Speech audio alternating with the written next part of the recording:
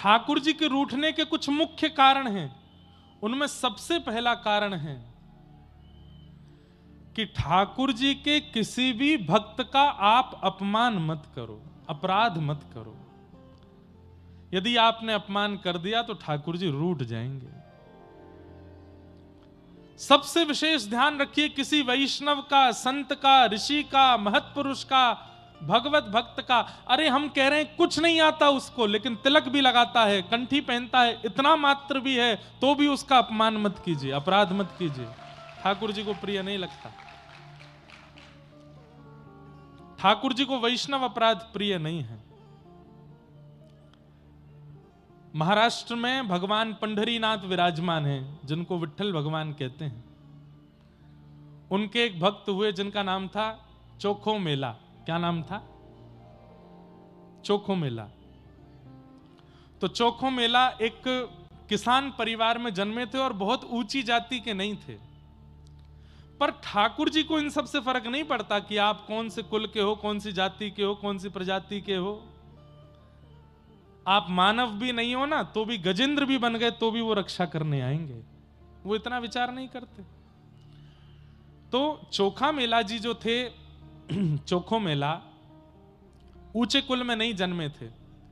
बचपन से ठाकुर जी का इतना चरित्र सुना कि एक दिन अपने बगीचे के कुछ फल तोड़ करके ले गए ठाकुर जी के लिए। मंदिर में जैसे ही पहुंचे तो ठाकुर जी के सामने अपना झोला खोलने लगे। पुजारियों ने कहा, ए, क्या करते हो, क्या करते हो? मेरे बगीचे के फल हैं, अपने हाथ से तोड़ के लाया, पंढरीनाथ भगवान को खिला देना। पुजारी पहले तो हंसे, बाद में बोले, चल चल निकल यहां से, तेरे हाथ का तो तेरी परछाई पड़ जाए तो उस स्थान पर पानी डालना चाहिए। तेरे हाथ का टूटा हुआ फल हम ठाकुर जी को खिलाएंगे? ले जा इसको। अरे फल तो पवित्र है ना, पृथ्वी तो पवित्र है, पृथ्वी से फल निकले हैं, इनको तो स्वीकार कर ही सकते हो। पुजारियों ने बहुत डांटा फटकारा, नहीं माने। वो भी लग रहे थे कि नहीं, पवाओ पवाओ। तो पुजारियों ने बहुत मारा और मार पीट के मंदिर से निकाल दिया और वो निकल जाओ यहां से।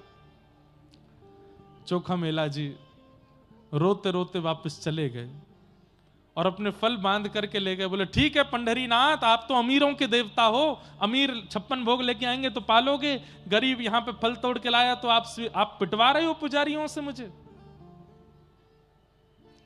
दुखी होकर के चोखा मेला जी चले गए।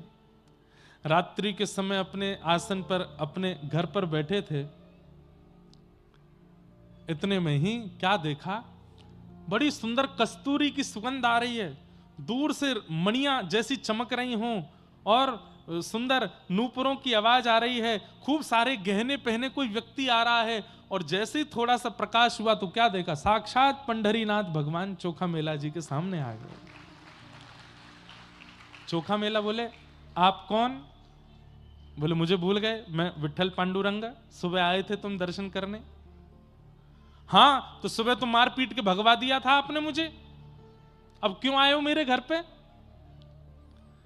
ठाकुर जी बोले, देखो ये पंडा पुजारी लोग हैं ना, ये दिल के बुरे नहीं है, पर इनको कभी कभी लगता है कि कोई म्लेच्छ ना आ जाए, कोई मुस्लिम रूप बदल के ना आ जाए, कोई मंदिर अपवित्र करने ना आ जाए, इसलिए थोड़ी रोक टोक करते हैं। बोले, रोक टोक? मारा मुझको?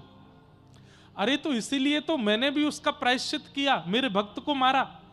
क्या प्रायश्चित किया? बोले, आज मैंने भोजन नहीं किया, सुबह मैंने राजभोग नहीं किया, ब्यारू नहीं किया, कलेऊ नहीं किया। क्यों? मेरा भक्त फल लेके आया, वो मुझे नहीं खिलाया तो मैं भूखा रहा, और जब मंदिर बंद हो गया तो तेरे घर आया हूं खाने, चल अब मुझे खिला दे। चोखा मेला जी के सामने ठाकुर जी बैठ गए, केला खिलाए, अमरूद खिलाए, सेब खिलाए, ठाकुर जी को अपने हाथ से खिला रहे हैं। कुछ फल बच गए तो ठाकुर जी अपनी पीतांबरी आगे करके बोले, ये फल दे दो, मैं बांध के ले जाऊंगा। तो चोखा मेला बोले, यहीं खा लीजिए। तो ठाकुर जी बोले, मैंने भोजन नहीं किया था ना, तो रुक्मणी जी भी भूखी हैं, वो भी भूखी बैठी हैं, तुम्हारे फल ले जाऊंगा तो रुक्मणी जी को खिला दूंगा, उनको भी पवा दूंगा मैं। चोखा मेला जी बड़े प्रसन्न हो गए, फल भर के दे दिए। अब सोचिए, ठाकुर जी अपनी पीतांबरी में फल बांध के ले गए रुक्मणी जी के लिए। और मंदिर में जाके रुक्मणी जी को खिलाया। सुबह 4 बजे जैसे ही कपाट खुले मंगला के लिए, तो फल के छिलका पड़े थे गर्भगृह में, सारे फलों के छिलके पड़े। पुजारी सब बोलने लगे ये छिलके भीतर कैसे आ गए? अरे मंदिर तो बंद करके गए थे, चारों तरफ से खिड़कियां लगी थी, ये छिलके अंदर कैसे आए और कौन खा के गया है? तब एक पुजारी बोला, अरे कल वो आया था एक चोखा मेला, उसको हमने मंदिर में घुसने नहीं दिया, तो बाहर खड़े होके बड़ी बड़ी अभद्र भाषा बोल करके गया था।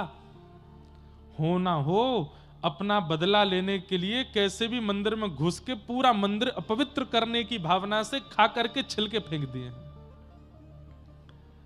हम मानवों में क्वालिटी है क्या? बिना सच जाने अपने मनगढ़ंत भावों को बनाने की, सबके अंदर है, बना लिया। अब एक भी पंडा पुजारी ये नहीं सोच रहा है कि मंदिर तो खुला नहीं, ताला का सील तो निकला नहीं, वो चोखो मेला अंदर कैसे आया होगा? बोले वो बाद का विषय है, पहले उसको पकड़ के उसकी धुनाई करो। सुबह सुबह 5 बजे सारे पंडा पुजारी पहुंच गए चोखा मेला के घर। सो रहे थे बेचारे बड़े प्रेम से कि ठाकुर जी आए रात को। सुबह उठा के पुजारी जी ने फिर मारा उनको।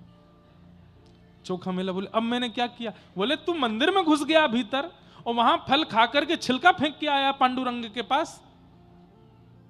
चोखा मेला बोले नहीं नहीं नहीं नहीं, मैं नहीं गया था, पंढरीनाथ मेरे घर आए थे।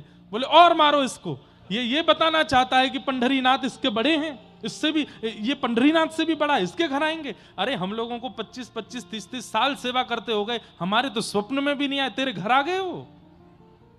अरे मैं सच बोल रहा हूं, मैं ये हमको नीचा दिखाने के लिए सब बातें बोल रहा है, और मारो इसको। इतना मारा।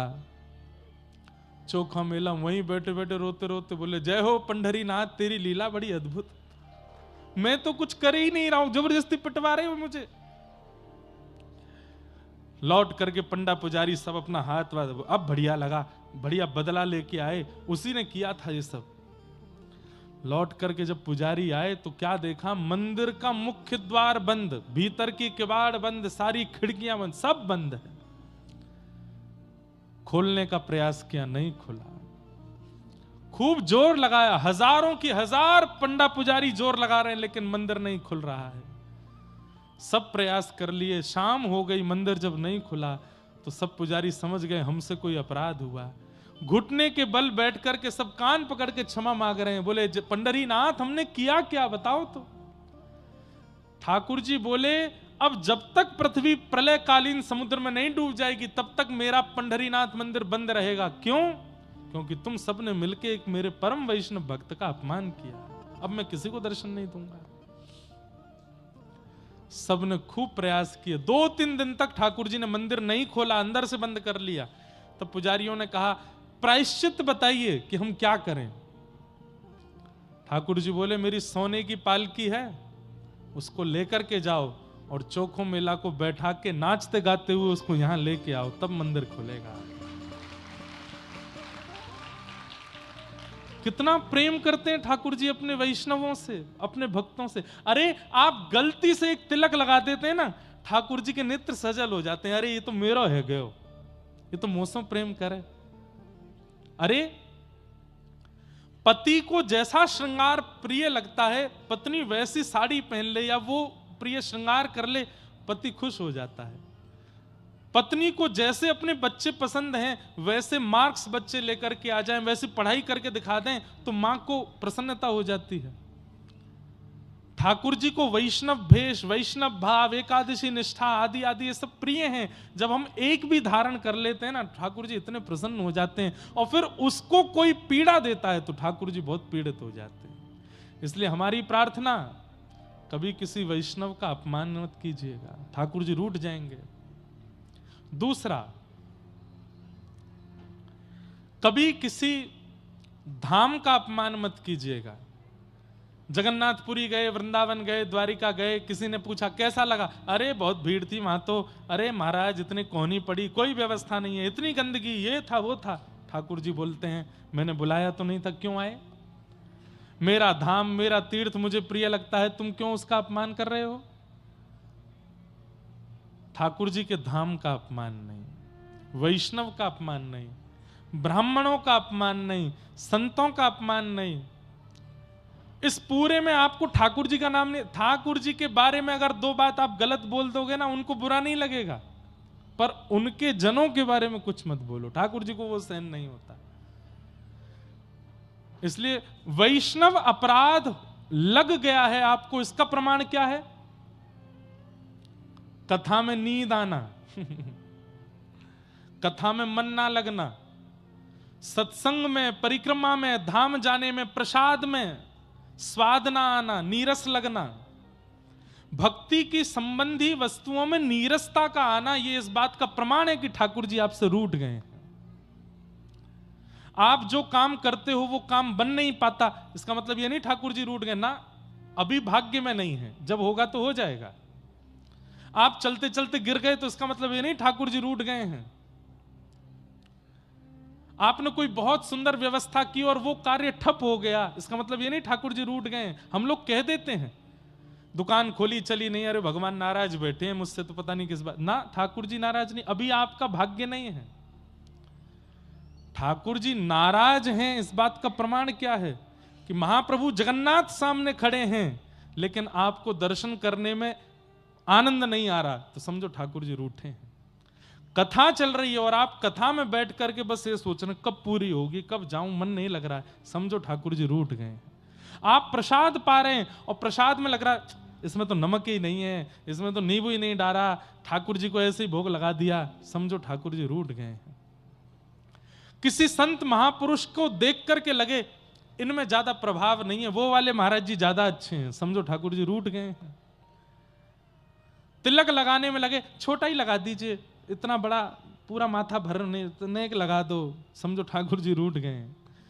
घर पे पंडित जी पूजा कराने के लिए आए, पंडित जी 5 मिनट में करा दो, कितनी देर की पूजा है, 25-30 मिनट लगेगा, नहीं नहीं 5 मिनट में जल्दी जल्दी वाला करा दो, समझो ठाकुर जी रूठ गए।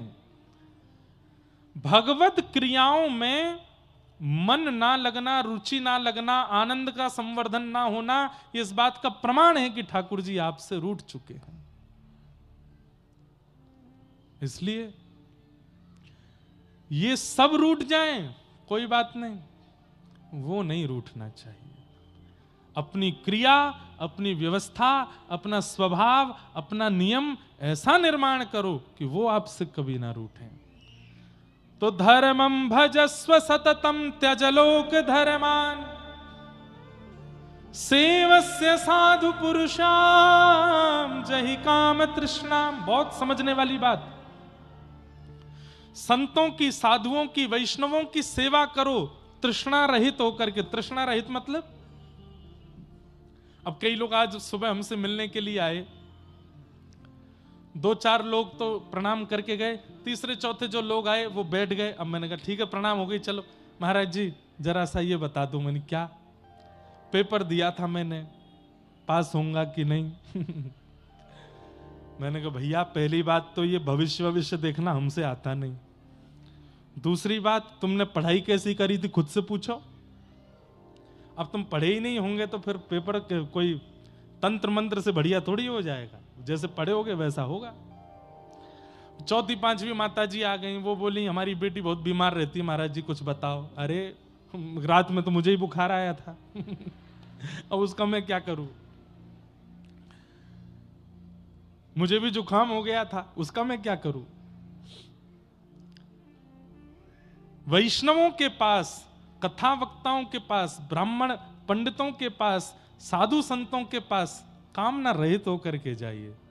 सेवस्य साधु पुरुषाम जहि काम तृष्णाम, किसी कामना से नहीं जाइए। आजकल एक नई कामना और ऐड ऑन हो गई है, वहां जाएंगे तो हम अपनी वीडियो बनवा के सोशल मीडिया पर डालेंगे, 400-500 लाइक बढ़ जाएंगे, ये भी एक कामना है। कई लोग, हजारों लोग मिलने आते हैं, उनमें से 1-2 लोग ऐसे आते हैं प्रणाम करें, मुझे फोटो नहीं खिंचवाना, मुझे बस दर्शन करना था। तो मन कितना खुश होता है, अरे वाह भाई तू बस मिलने आया हमसे। साधु पुरुषों के पास, वैष्णवों के पास, संत जनों के पास सेवा करो तृष्णा रहित होकर के। ये कृपा करके आशीष दें, ये भावना भी चित्त में नहीं आनी चाहिए। ये सेवा का अवसर दे रहे हैं, यही बहुत बड़ी बात है। मुझे कुछ चाहिए नहीं, आप प्रसन्न रहो। और तीसरा गुण बहुत विशेष, अन्यस्य दोष गुण चिंतन माशु मुक्त्वा। बंधुओं एक बात सुनिए, आप धार्मिक हैं, आप अनुष्ठान करते हैं, आप भजन करते हैं, कथा सुनते हैं, परिक्रमा करते हैं, नियम का पालन करते हैं, इन सब का प्रमाण क्या है कि ये धर्म आपको लग रहा है? सब लोग इधर देखो, ध्यान से सुनो, विशेष रूप से आगे वाले लोग ज्यादा ध्यान से सुनो, पीछे वाले तो हमको दिखते नहीं, आगे वाले दिखते हैं, इधर उधर करते हैं, उबासी लेते हैं, तो हमारा मन, मेरा भी होता, मैं भी ले लेता हूं इसलिए आप लोग ध्यान से सुनो। अन्यस्य दोष गुण चिंतन माशु मुक्त्वा, आपका भजन, आपका साधन, आपका नियम आपको लग रहा है, इसका एक प्रमाण यह भी है कि किसी के लाख दोष बताने पर भी आपको उसमें दोष नहीं दिखता। लाख दोष बता दिए, अरे ये तो ऐसा है, ये तो वैसा है, ये तो ये है, समाज के लोग कुछ भी कह गए, लेकिन वो व्यक्ति जब आपके सामने आया तो आपने उसमें एक भी दोष नहीं देखा। इसका मतलब क्या है? आपका भजन, आपका साधन, आपका नियम इतना पवित्र हो चुका है कि वो जिसको दिखाता है उसको पवित्र ही दिखाता है। अरे वो रावण है जिसके सामने लोकाभिरामम रणरंग धीरम राजीव नेत्रम रघुवंशनाथम साक्षात राघव खड़े हो जाते हैं, तो रावण राम में भी दोष देख लेता है। राम जी में कोई दोष देख सकता है? श्रीमद् वल्लभाचार्य जी महाराज कहते हैं, अधरम मधुरम वदनम मधुरम हसितम मधुरम चलितम मधुरम वेणुर मधुरो रेणुर मधुरो मधुराधिपते रखिलम मधुरम। इतने मधुर हैं ठाकुर जी कि वल्लभाचार्य जी कहते हैं कि अमधुर शब्द है ही नहीं ठाकुर जी के जीवन में, इतने मधुर हैं। लेकिन वे ही जब कंस के सामने जाते हैं तो श्रीमद् भागवत कहती हैं, मल्लानाम मशनिर्णिनाम नरवर स्त्रीणाम स्मरो मूर्तिनाम गोपानाम स्वजनो सताम छितुभुजाम शास्त्रा सुपुत्रो शिशु मृत्युर्भोजपतिर्विराट विदुषाम तत्वं परम योगिनाम वृष्णीनाम परदेवतेत विदितो रंगम गतः साग्रज। मृत्युर्भोजपतिर्विराट विदुषाम, अत्यंत कोमल और आकर्षक श्री कृष्ण वे जब कंस के सामने जाते हैं तो कंस थरथर कांपता है। क्यों?